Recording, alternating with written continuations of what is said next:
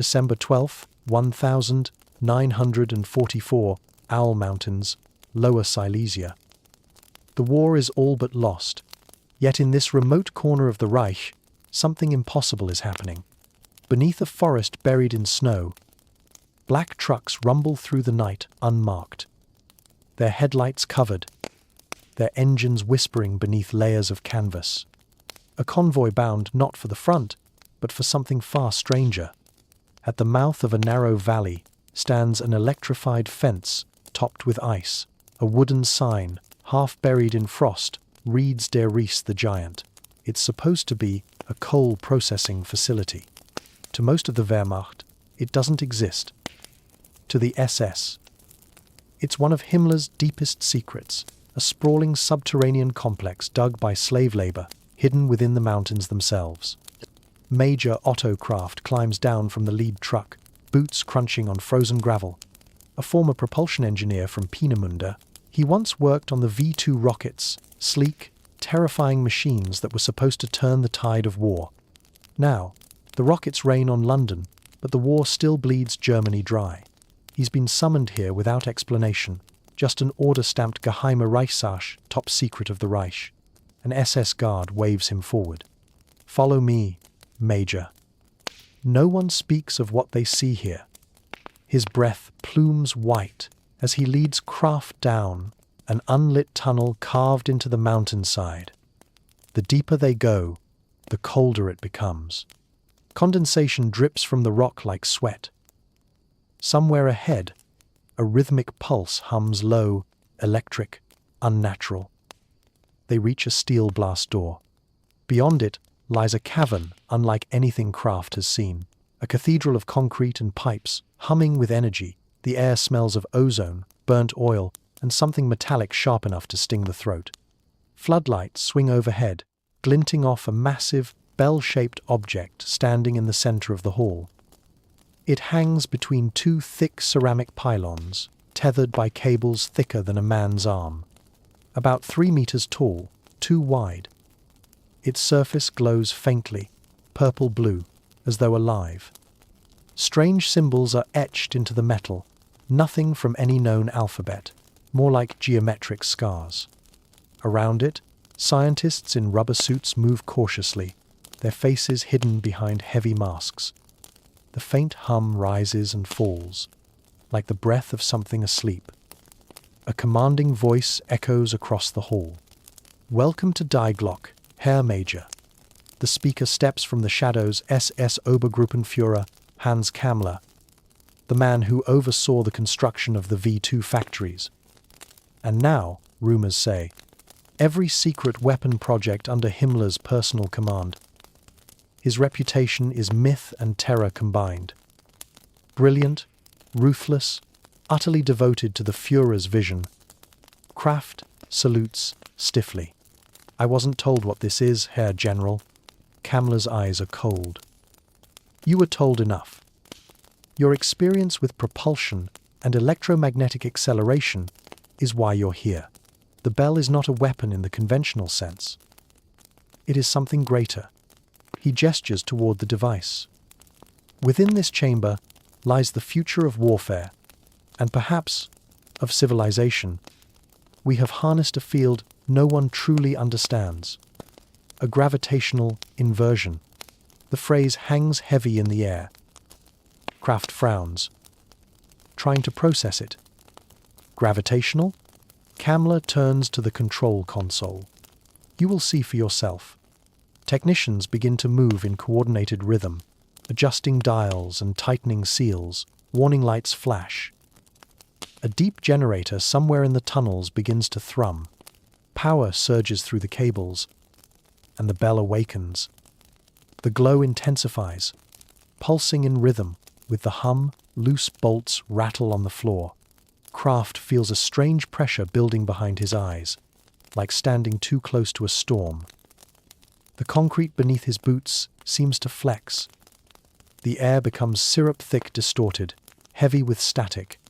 "Phase 2, initiate," someone shouts. The hum rises to a scream.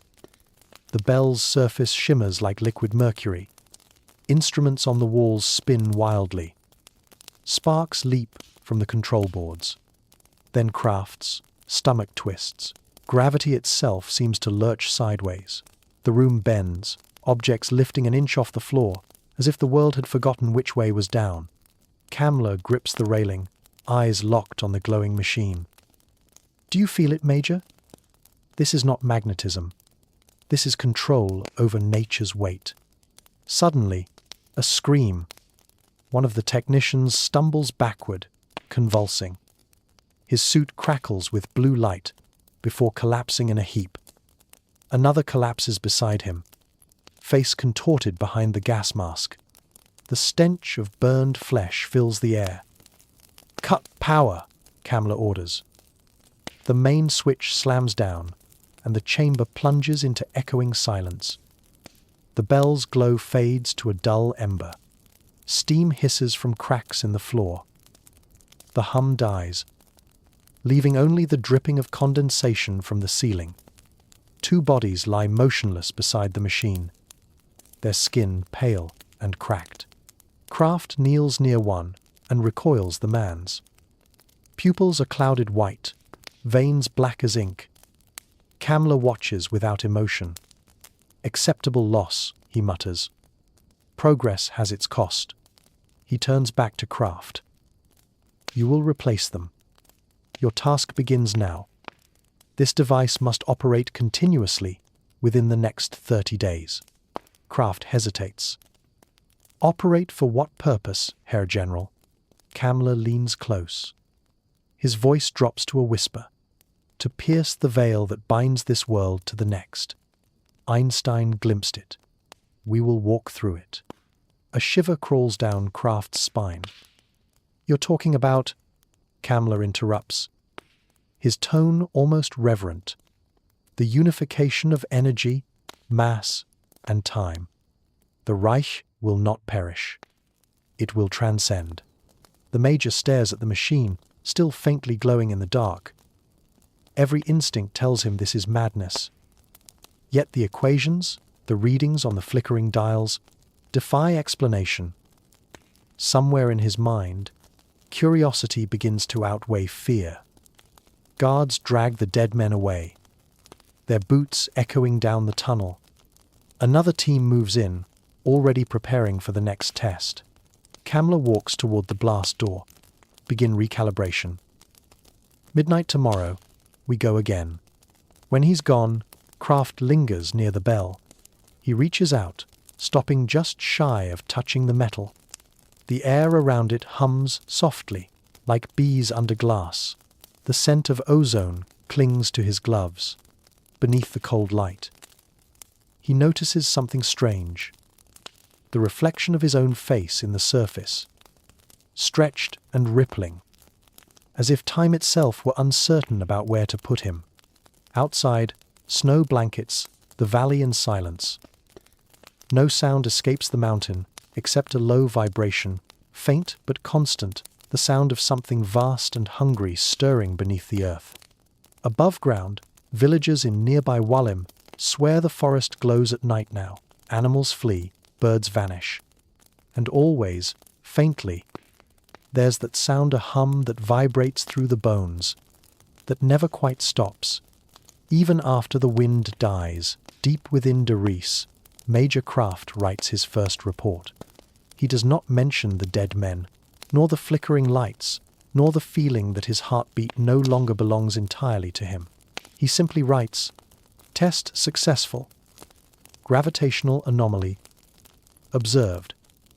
Further study required."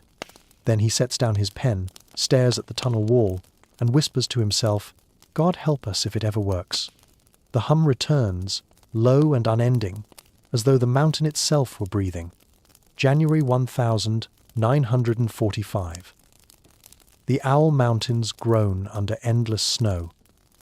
In the valley below Derice, the war feels distant, as though the men entombed inside its tunnels exist outside time itself. Radios buzz with Allied victories, but here Kamler's men speak of nothing but the next test. The bell now rests inside a reinforced silo, 50 meters below ground. Concrete walls thicker than a bunker enclose it, lined with lead, copper, and strange hexagonal plates whose purpose no one can quite explain. The hum is constant now.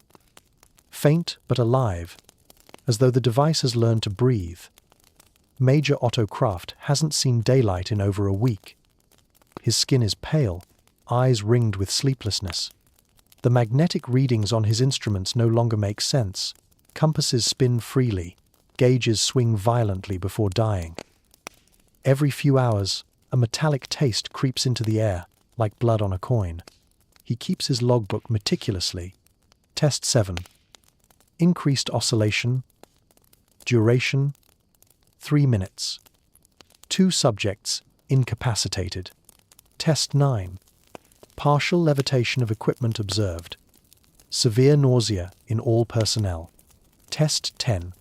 Light phenomena purple corona visible within containment chamber. Temperature drop of 15 degrees Celsius recorded. Kamler reads each report with a detached calm. Encouraging, he murmurs, circling phrases in red pencil. The field is stabilizing. We are close to containment. But no one in the underground lab feels encouraged. Men have begun to vanish, not desert, vanish. One technician walked into the containment chamber between tests and was never seen again. Guards searched every corner of the complex. His tools were still there. His coat hung neatly on a hook. The bell's surface shimmered faintly that night, as though remembering him. When Kraft questioned Kamler, the general merely said, "The field does not consume. It transfers." Transferred where? He didn't say. Rumors spread. Among the workers of ghostly silhouettes, glimpsed near the test area, of timepieces that stop for hours and then leap forward. One mechanic swears his fingernails began to grow backward. Another claims he saw stars moving inside the bell's glow. Outside, Allied bombers roar overhead, searching for targets, but none ever find Derice. Its location is masked by jammers, its entrances hidden under camouflage nets and fake mine shafts. Kamler's authority is absolute. Even Himmler's men stay away. He answers only to Hitler himself. One night, Kraft wakes to an unfamiliar silence. The hum has stopped. The air feels wrong, too still, too heavy. He pulls on his coat and rushes to the test hall. Floodlights flicker weakly. The bell stands in darkness, cables detached, its surface coated with frost. A faint mist curls around it, glittering in the dim light. Kamler stands nearby, hands clasped behind his back. "We had an accident," he says quietly. On the floor lie 3 bodies, twisted as if frozen mid-motion. Their faces are contorted, mouths open in silent screams. The skin is grey, translucent veins, visible beneath like blackened wires. Kraft's stomach turns. What happened? Kamler doesn't look at the corpses. Phase transition. We lost containment. He gestures toward a small, round object on the floor. A pocket watch. Its glass face is warped, the metal bent outward, as if something inside had tried to escape. Time did not behave correctly. Kraft forces himself to speak. "You're destroying everything you touch." Kamler finally turns. "You misunderstand, Major. We are learning to control it. This is not destruction. It is creation without limitation." He steps closer, eyes shining. Imagine a Reich untouchable by bombs or hunger. Imagine crossing continents in seconds. Imagine undoing defeat itself. Kraft feels a chill deeper than the mountain air. And what if the world cannot contain it? Kamler smiles thinly. Then the world will change to fit it. Days blur. Tests continue in secret. The bell's glow grows stronger. Its hum sharper, no longer a background vibration, but a pulse that seeps into the bones. Scientists begin wearing metal-lined helmets to stave off headaches and hallucinations. One man writes equations across the walls in charcoal before collapsing, muttering, "It's moving backward." Outside, the Reich collapses. The Red Army pushes west through Poland. Refugees clog every road. Rumors reach the tunnels. Breslau is under siege. Berlin is burning. Hitler is withdrawing into his bunker. Yet Kammler orders no evacuation. "We are beyond the war now," he tells his staff. "When the Führer falls, we shall rise anew." February 1945. The final experiment begins. Kraft stands in the observation booth, flanked by 2 guards. Kammler oversees from the platform, voice echoing through the chamber. "Activate field resonance sequence. Increase current to 400 kilowatts." The hum builds. Lights dim. Instruments spin. The bell glows like molten silver, its surface writhing. The air itself bends waves of distortion, rippling through the concrete. Papers lift, tools slide across tables. Kraft feels the pull in his gut, as if something were dragging him forward. "Containment failing," a technician shouts. Kammler doesn't move. "Hold it." Cracks race through the walls. A scream echoes not human, something deeper, vibrating through every metal surface. Kraft lunges for the power lever and slams it down. The sound cuts off. For a heartbeat, there's silence. Then, a blinding flash. When Kraft opens his eyes, the chamber is empty. Kammler, the guards, the technicians gone. Only the bell remains, silent and inert. The concrete walls are scorched with perfect circular marks, as though burned by invisible hands. He staggers backward, ears ringing. The air tastes of iron and ash. On the floor lies Kammler's leather gloves, neatly folded beside a clipboard. In the distance, faintly, the hum returns soft, rhythmic, coming not from the machine, but from inside Kraft's skull. He flees the mountain that night, driving north through burning villages. Snow falls black with soot. Every mile, he checks his reflection in the mirror. Sometimes it's there, sometimes it isn't. By the time the Allies reach the Owl Mountains weeks later, the tunnels of Derries are empty. The bell is gone. No bodies, no documents, no survivors. Just walls melted smooth as glass and the lingering metallic taste of ozone in the air.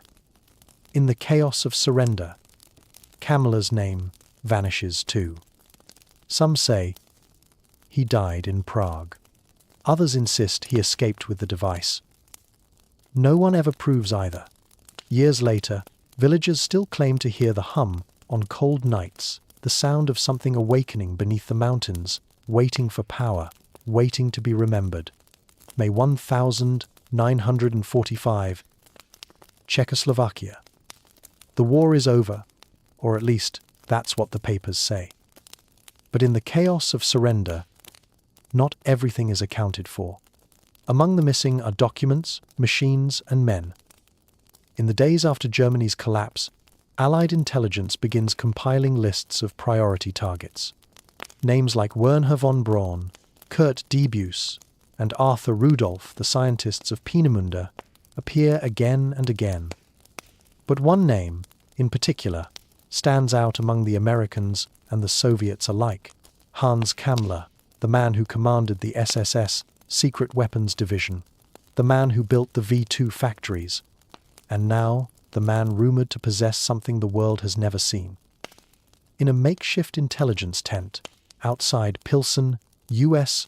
Army Major Robert Ollery spreads a series of crumpled maps across a wooden table.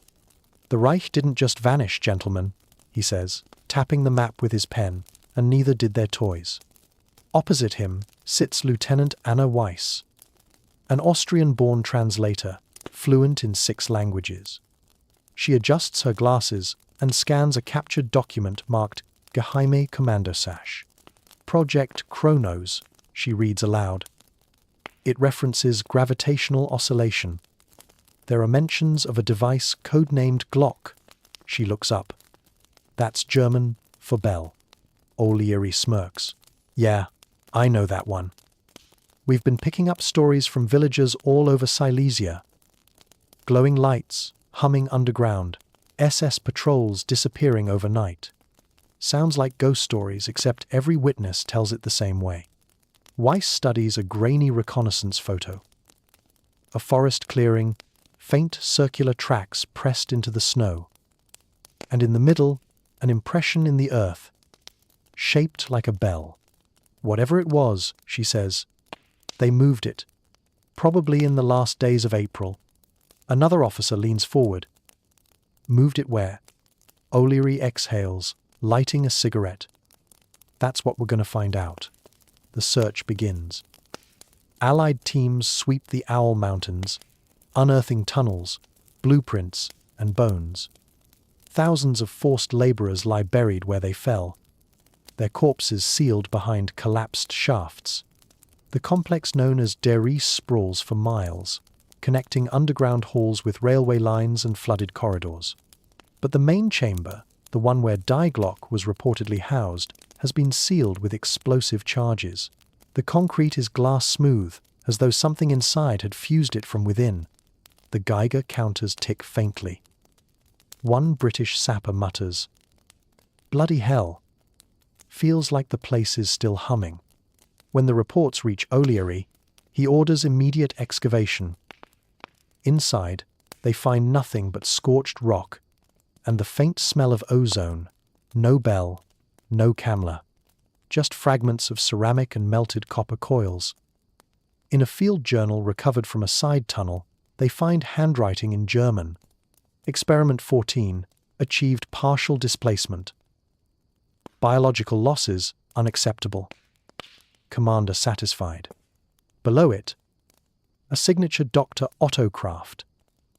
O'Leary frowns. G's alive? Weiss shakes her head. Maybe. But if he is, Hes running. Weeks later, near the Austrian border, they find him. A farmer reports a half-starved man hiding in his barn, speaking in fragments about light, time, and something that breathes inside metal. When O'Leary's team arrives, Kraft barely resists. His skin is pale, his eyes sunken and unblinking. They bring him to a safe house outside Linz. Under interrogation, he speaks slowly, as though each word costs him. "We built it to invert mass," he whispers. "Not energy mass." Kamler believed it could break the barrier between moments. Moments? Weiss asks. Kraft's eyes flick upward, unfocused. Time is a liquid, not a line. We made ripples. We stood too close. O'Leary leans forward. "Where's Kamler?" Kraft's lips tremble. "Gone. When the flash came, he stops, pressing his temples. I saw him stretched, folded.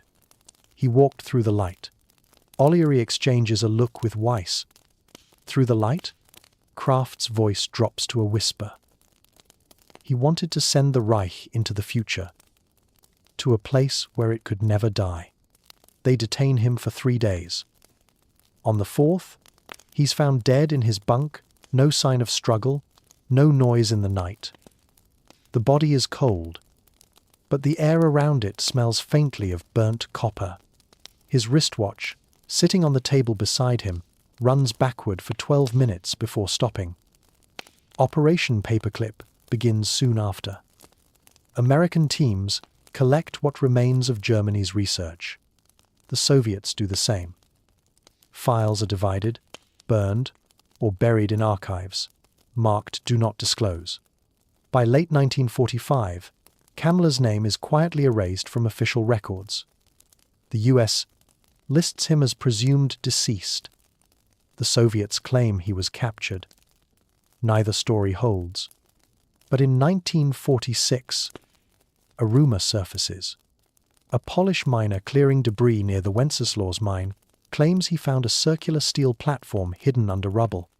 Burn marks ring its surface, and embedded in the center is something fused into the metal, a human hand, petrified and stretched unnaturally thin.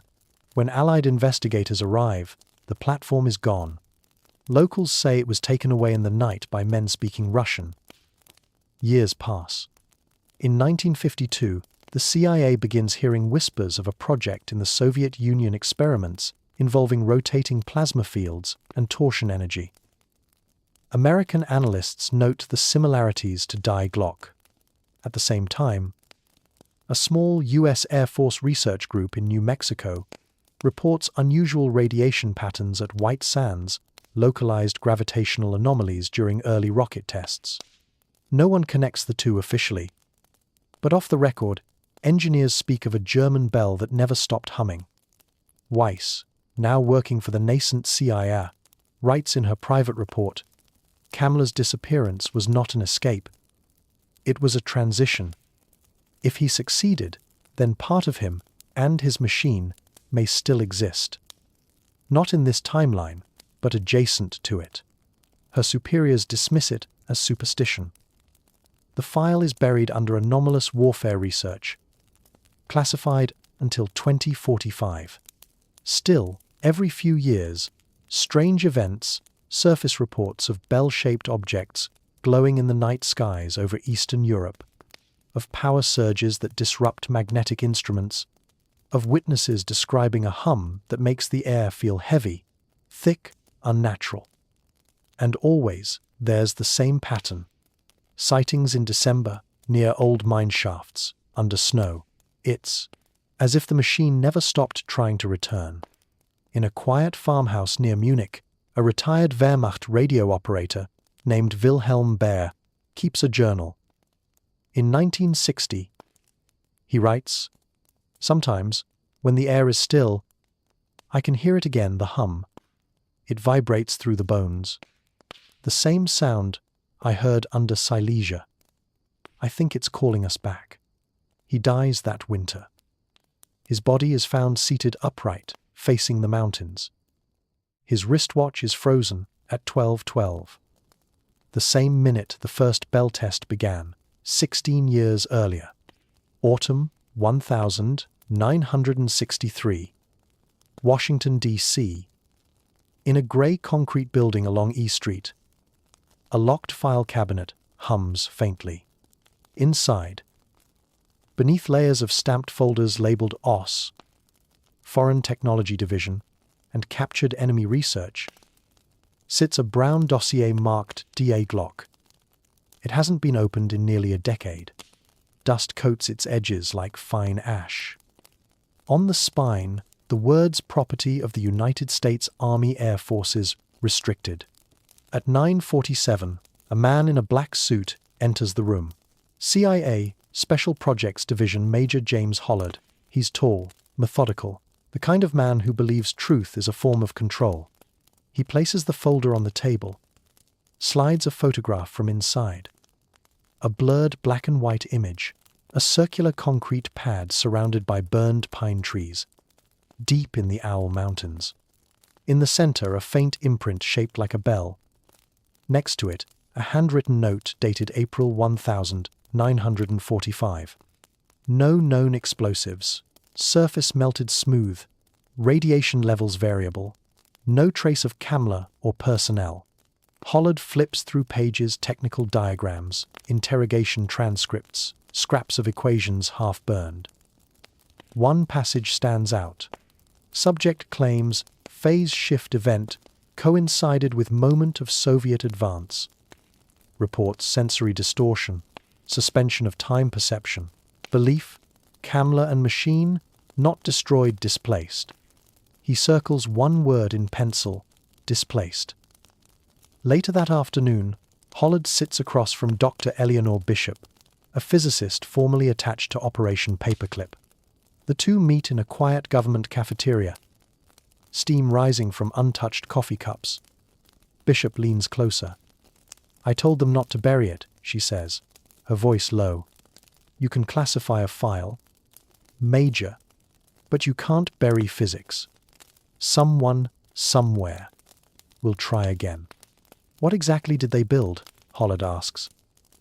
She hesitates.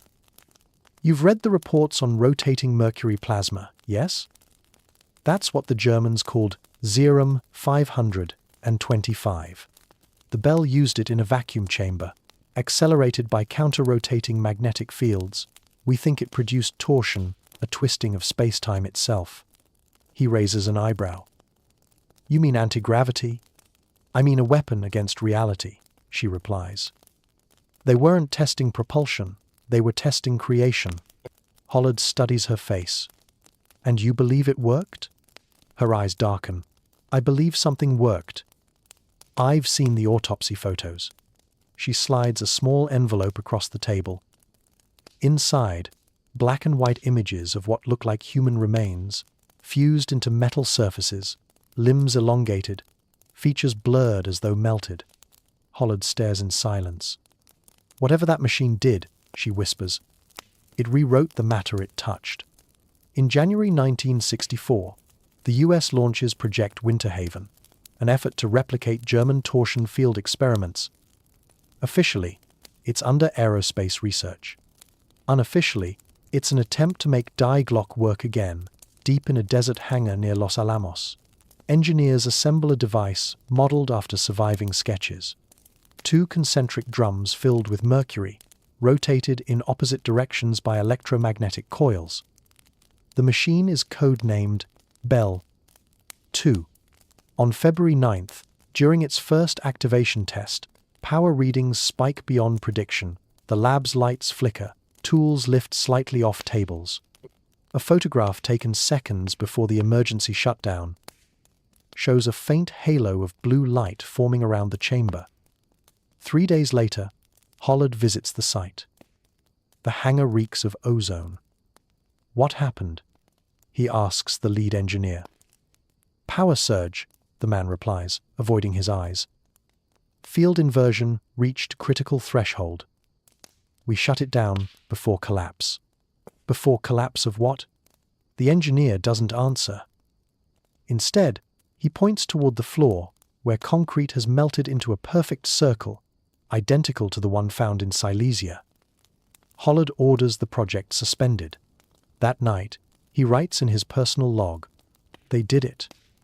Kammler wasn't insane. The Bell is not technology. It's a threshold. He requests all related material transferred to Fort Detrick under biological hazard containment. Weeks later, Winterhaven disappears from the Pentagon's budget reports. In 1971, an internal memo circulates among intelligence officers involved in post-war Nazi research. The subject line reads, "Unexplained anomalies, magnetic resonance fields." To attached is a series of witness accounts from Eastern Europe.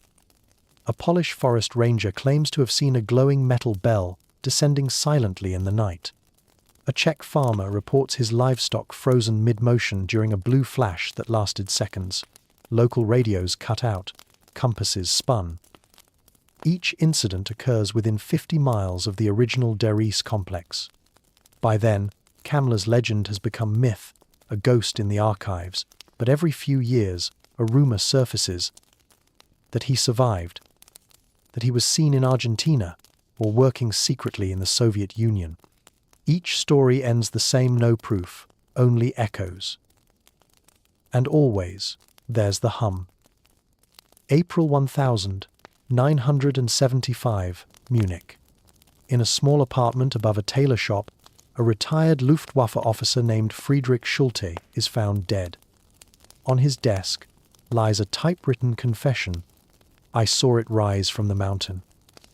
It was not a machine, it was alive. Kammler called it das Tor, the gate. He said we would pass through and conquer death itself. I refused. I have heard it every night since. The record player beside his chair is still spinning, needle scratching endlessly in the same groove. Investigators note an odd phenomenon. The walls of the room slightly magnetized, the clock on the mantel frozen at 3:33 a.m. the estimated time of death, no explanation is offered. The file joins the growing pile under anomalous World War II technologies unresolved by the late 1980 seconds. Cold War paranoia gives birth to stranger ideas. Some say the bell became the foundation for secret American projects. Philadelphia experiment, Montauk, Stargate. Others swear the Soviets built their own version in a bunker under the Ural Mountains. In truth, no one knows. The few surviving documents are contradictory, the witnesses unreliable, the data fragmented by deliberate hands. Yet, in every report, there's one constant detail: the hum. Always low, always metallic, always there before the lights go out. In 1991, when the Soviet Union collapses, American intelligence raids archives in Poland and Ukraine. Among the recovered items is a photograph of a circular pit deep in the Carpathians. Its edges fused like glass, its center scorched. Written on the back in faint Cyrillic script. Found it again. Still humming. Decades later, in 2001, declassified memos briefly reference Glocke again. A retired intelligence analyst, reading through them, makes a note in the margin. If it's still active, it's not a relic, it's a cycle. And he's right. Because even now, under layers of soil and history, somewhere in the dark heart of Silesia, the hum still vibrates, steady, patient, eternal, not dead, not gone, just waiting for power. Lower Silesia, Poland winter, 2004. The mines of Wolim have been silent for 60 years. The forests have grown thick again, covering concrete bunkers that once guarded the Reich's most secret ambitions. The snow hides the scars, but not the hum. Locals still hear it on windless nights. A faint, metallic vibration rising from the ground, pulsing in rhythm with no natural sound. That's what brings Dr. Łukasz Nowak, a geophysicist from Krakow University, to the Owl Mountains. He doesn't believe in ghosts, or Nazi time machines, or disappearing generals. But he does believe in data, and lately, the data refuses to make sense. His instruments detect unexplained electromagnetic readings. Under the Wenceslas mine, a frequency too low, too steady, too deliberate to be geological, the signal repeats every 39 minutes, then vanishes. The same pattern. Every night. Nowak and his small research team set up camp beside the mine entrance. Rusted warning signs still hang crooked on the fence. Betreten verboten, no entry. Beneath the snow, the ground feels warmer. Probably an old power conduit, his assistant Marta says, brushing frost from a cable that disappears into the earth. Or something still drawing power, Nowak mutters, adjusting his magnetometer. The needle twitches violently, then stabilizes. At 23:12, the first hum comes, deep, resonant, vibrating through the soil. The snow on the ground trembles like the surface of a pond. Birds burst from the trees, shrieking into the night. Marta whispers, "That's not seismic." "No," Nowak says. "That's engineered." They follow the sound into a collapsed shaft, descending through dripping tunnels that smell of wet stone and rust. Cables snake along the walls, some cut, some humming faintly. Deeper in, they find a chamber lined with lead tiles, its ceiling caved but its floor perfectly intact. At the center, half buried under debris, lies a circular platform of fused concrete, smooth as glass. Edges burned black, the temperature is rising. Nowak kneels, brushing away dust. Embedded in the platform is a metal disc covered in frost, not rusted, not corroded, a perfect circle. He touches it.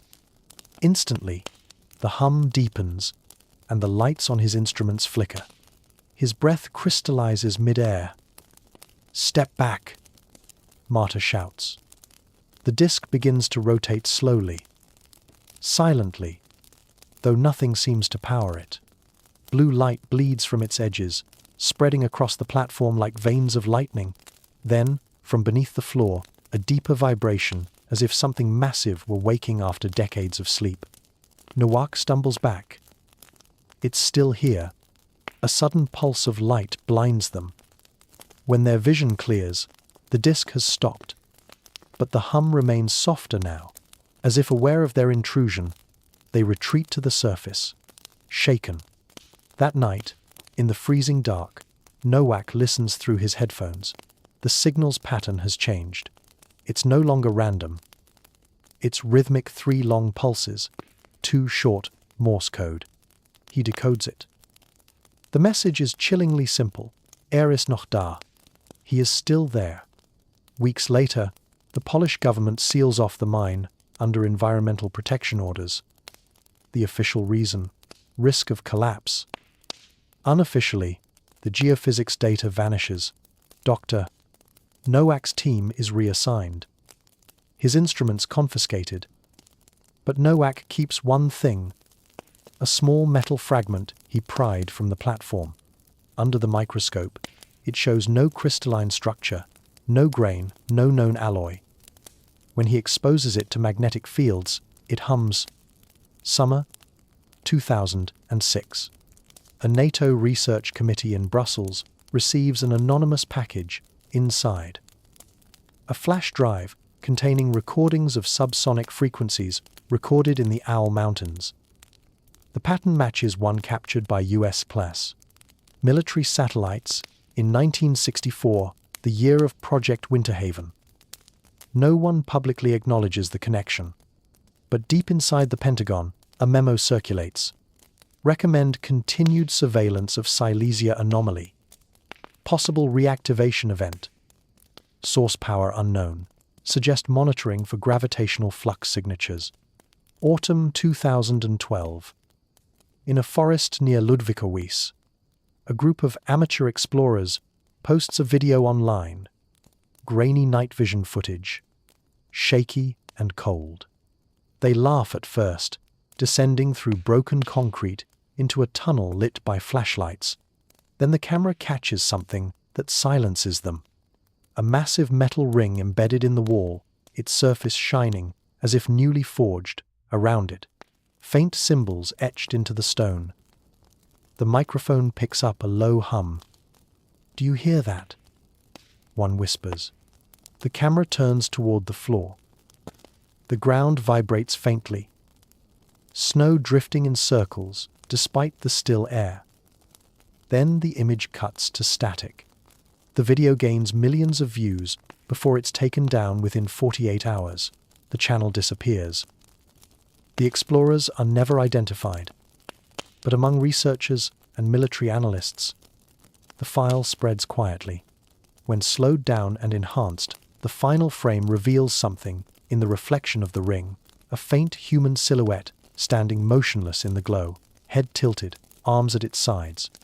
A man in an SS officer's uniform. By 2015, scientists at CERN begin detecting strange fluctuations in background radiation during certain low-frequency experiments. One researcher, Polish, like Nowak, notes, "A curious coincidence, the anomalies occur exactly 39 minutes apart. The same interval as the Wenceslas hum. When questioned, he laughs nervously. Coincidence, he says. But that night, he writes in his notebook, it's calling again. It knows we're listening." Nowak disappears in 2018. His apartment in Krakow is found empty, door locked from the inside. On the desk sits his magnetometer, still recording. The trace line oscillates in a perfect sine wave. At 12:12 a.m., it spikes violently, then stops. The final entry in his notebook reads, "The frequency changed tonight." It's matching a heartbeat. In the forests of Lower Silesia, tourists sometimes hear it when the wind is still a low, steady tone that vibrates through the chest, that makes animals restless and cameras malfunction. The villagers call it Kamla's lullaby. Others call it the sound of time breathing. And somewhere beneath their feet, in the tunnels sealed by concrete and history, the bell hums quietly in the dark, waiting, remembering, patient as gravity itself. Deep under the mountain, where light has never reached, something shifts.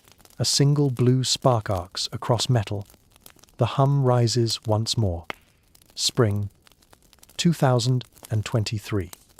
In a decommissioned NATO monitoring station outside Dresden, an alarm begins to sound soft, rhythmic, almost polite.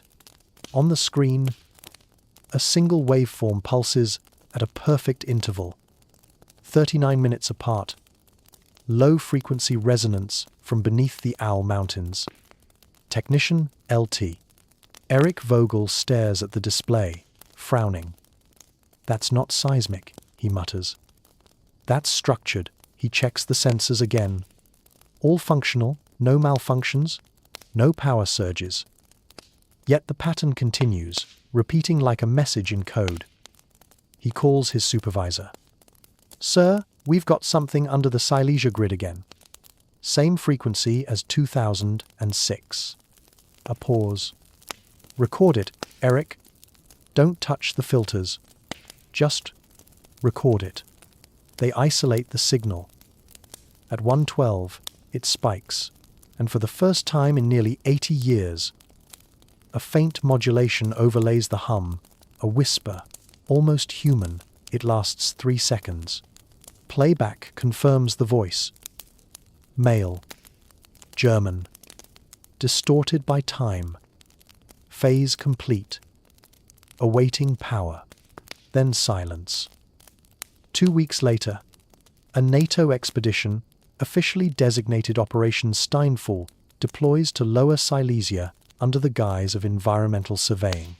21 personnel, 6 engineers, 3 historians, and a security detachment at the head. Dr. Emilia Kovacs, a Hungarian physicist specializing in magnetic anomalies. They descend through old mine entrances, tracing the hum with handheld magnetometers. It grows stronger the deeper they go. At 180 meters below ground, they reach a sealed concrete wall. Its surface bears faint scorch marks, circular in pattern. Dr. Kovacs kneels, placing a sensor against it. "It's active," she whispers. Field densities increasing. The soldiers exchange uneasy glances. "You mean it's alive?" one asks. She doesn't answer. Instead, she orders a core drill. The machine bites into concrete, spitting dust and static. After 20 minutes, the bit suddenly jams. Metal screeches. The air pressure drops sharply, and the tunnel lights flicker. Then a sound. Deep, resonant, unmistakable, of the hum. It isn't coming from the sensors anymore. It's coming from behind the wall.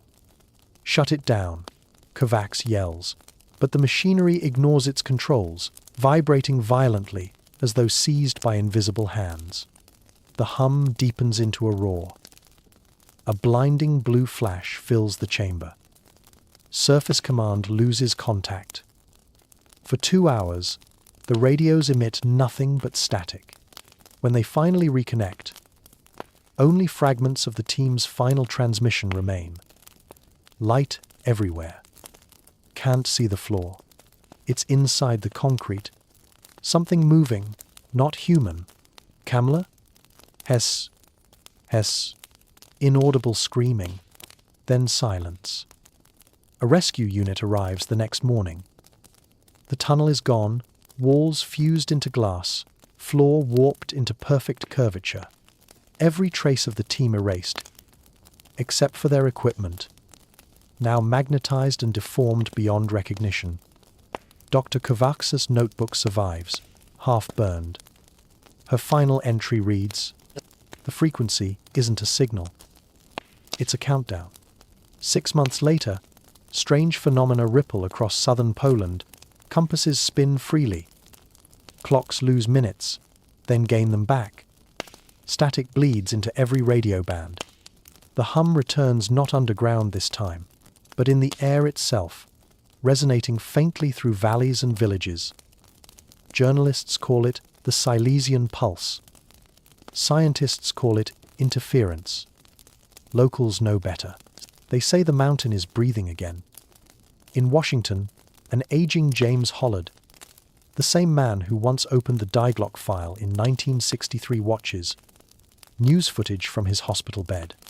His hands tremble as the anchor describes mysterious electromagnetic disturbances across Europe. He knows that he's heard it before. He reaches for the bedside drawer and pulls out a faded photograph. The original bell, glowing under floodlights in 1944, taken before Kamla vanished. Across the bottom, scrawled in pencil, "When it returns, so will he." He presses the image to his chest. "We should have buried it deeper," he whispers. That winter, satellites record a new anomaly over the Owl Mountains. A circular region, 3 kilometers wide, begins to shimmer faintly on infrared scans. Power fluctuations ripple across Europe. Cell towers hum with subsonic interference. Birds fly in spirals, disoriented. On December 12th, the anniversary of the first bell test, the signal peaks. For 7 minutes, every magnetometer in Central Europe registers a spike beyond measurable range. Air traffic controllers report distorted radar echoes over Poland. A circular object, motionless, radiating faint light. Then, without warning, it disappears. All at once, the hum stops. 2 days later, hikers find something in the forest above Wallim, a crater, shallow but perfectly smooth, still warm despite the snow. At its center lies a single metallic sphere, about the size of a human head. Its surface is mirror-bright, unmarked by impact. When officials retrieve it, the device hums faintly, as if remembering. Tests reveal nothing. No seams, no radiation, no heat source, only a constant, steady vibration, exactly 39 minutes apart. That night, the lead investigator dreams of a man in an SS uniform standing in blue light, smiling faintly, whispering something she doesn't understand. When she wakes, her watch has stopped at 12:12. In an underground archive beneath NATO command, technicians reopen the long-sealed Glocke file. Inside, they add one final note. December 2023 phase resurgence confirmed. Object recovered. Source unknown. Energy dormant. Recommendation: do not attempt activation. But even as the ink dries, the hum returns faintly. Through the walls, through the floors, through the bones of anyone who listens long enough. It's not mechanical anymore. It's alive.